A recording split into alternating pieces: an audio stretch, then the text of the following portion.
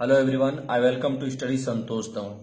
आज हम न्यूटन का गति का प्रथम नियम या गैलीलियो का जड़त्व का नियम समझने की कोशिश करेंगे। परंतु इससे पहले हम इसके पहले के फिजिक्स को समझते हैं कि इससे पहले वैज्ञानिकों ने अपने मत को क्या दिया है। तो इससे पहले हमारे दो प्रमुख वैज्ञानिक हुए, एक गैलीलियो साहब थे और एक अरस्तु साहब थे। तो गैलीलियो साहब ने जड़त्व के बारे में बताया है जो आगे चल के हम पढ़ेंगे, लेकिन अरस्तु साहब ने एक स्टेटमेंट दी और इन्होंने कहा कि अरस्तु के अनुसार किसी वस्तु की एक समान गति को बनाए रखने के लिए एक नियत सतत बल की आवश्यकता होती है। मतलब एक समान गति से कोई पिंड गति कर रहा है तो उसकी गति को बनाए रखने के लिए एक सतत बल मतलब एक बल की आवश्यकता होती है, इन्होंने अरस्तु साहब ने कहा। लेकिन इन्होंने स्पष्ट नहीं किया, इन्होंने इसके बारे में कुछ और स्पष्ट नहीं किया कि ये कैसे बल हैं और ये कौन सी गति, ये कितनी दूर तक गति कर रही है और ये क्या गति कर रही है। बस इतना ही एक स्टेटमेंट दिए कि उस पर यदि और बल बढ़ा दिया जाए वो तो क्या होगा, या बल घटा दिया जाए तो क्या होगा। इन्होंने इसके बारे में कोई स्पष्ट जानकारी नहीं दी, अपना बस इन्होंने स्टेटमेंट दिया। लेकिन इसे बाद में चल के अरस्तु की भ्रामता कहलाया। लेकिन हम इसके बाद अब जब न्यूटन साहब ने अपनी गति का प्रथम नियम दिया, तो न्यूटन साहब जो न्यूटन का गति का प्रथम नियम है ये गैलीलियो के जड़त्व नियम से ही लिया गया है। दोस्तों, ये गैलीलियो का जड़त्व नियम है, इसी से गैलीलियो के जड़त्व नियम से ही न्यूटन का प्रथम नियम लिया गया है।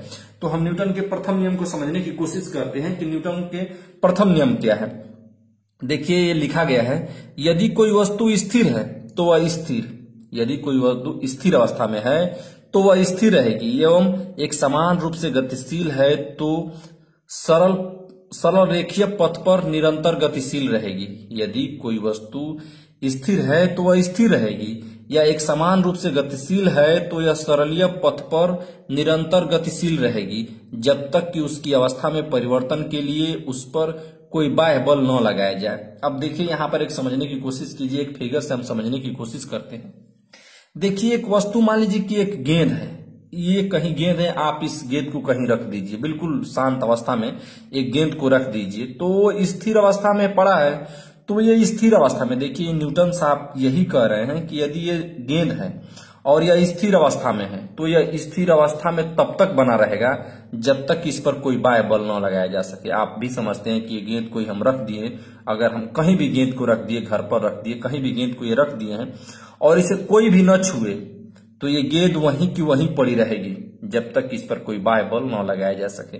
और एक बात न्यूटन साहब कहते हैं कि यदि कोई वस्तु गतिशील है, मान लीजिए कि ये गतिशील है, तो ये गतिशील अवस्था में ही बनी रहेगी जब तक कि कोई बाह्य बल न लगाया जा सके। लेकिन आप तो समझ रहे होंगे कि हम गेंद को डगराए और गेंद थोड़ी दूर चल के रुक गई।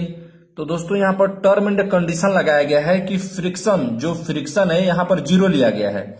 यह तब सही होगा जब यह फ्रिक्शन जीरो लिया होगा। यहाँ पर भी दोनों कंडीशनों में फ्रिक्शन को जीरो लिया गया है।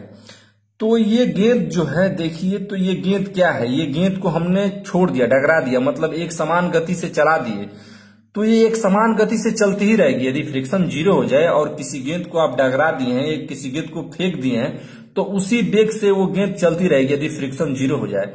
तो यही कह रहे हैं कि एक समान गति से चल रही है, तो ये एक समान गति से ही चलती रहेगी जब तक कि कोई बाह्य बल न लगाया जा सके। तो बस यही न्यूटन का प्रथम नियम है और कुछ नियम नहीं है कि यदि कोई वस्तु स्थिर अवस्था में है तो वह स्थिर अवस्था में रहेगी, यदि कोई वस्तु गतिशील अवस्था में है तो गतिशील अवस्था में ही रहेगी जब तक कि उस पर कोई बाह्य बल न लगाया जा सके। बस अब देखिए, न्यूटन का प्रथम नियम है, यही बल को परिभाषित करता है। देखिए, न्यूटन का नियम बल को परिभाषित करता है तथा यह बताता है कि बल एक कारक है जो वस्तु की अवस्था को परिवर्तित कर सकता है।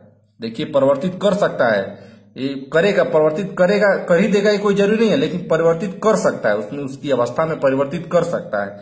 आप समझने की इसे कोशिश करिए कि बिल्कुल ये कोई दीवार है, तो दीवार को हम धक्का लगाए तो परिवर्तित तो होगी नहीं, दीवार बदले, उधर दीवार तो घुसकेगी नहीं, चाहे किधर जाएगी, इधर किधर घुसक के किधर खिसक के अगल बगल तो होगी नहीं। लेकिन हम उस पर बल लगाए हैं और अधिक हम बल लगा देंगे तो हो सकता है कि दीवार गिर जाए, तो हम परिवर्तित कर सकते हैं। यही कह रहा है कि यह नियम बल को परिभाषित करता है तथा यह बताता है कि बल एक कारक है जो वस्तु की अवस्था को परिवर्तित कर सकता है।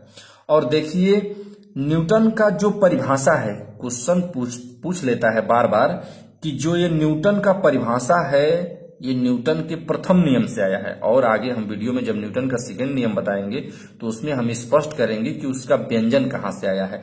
लेकिन आपसे जब क्वेश्चन ये करे कि न्यूटन की गति के प्रथम नियम से बल की परिभाषा, जो बल की परिभाषा है न्यूटन के प्रथम नियम से आई है। ठीक ना दोस्तों, तो यहां से आपको बहुत कुछ जानने को मिला होगा। धन्यवाद दोस्तों।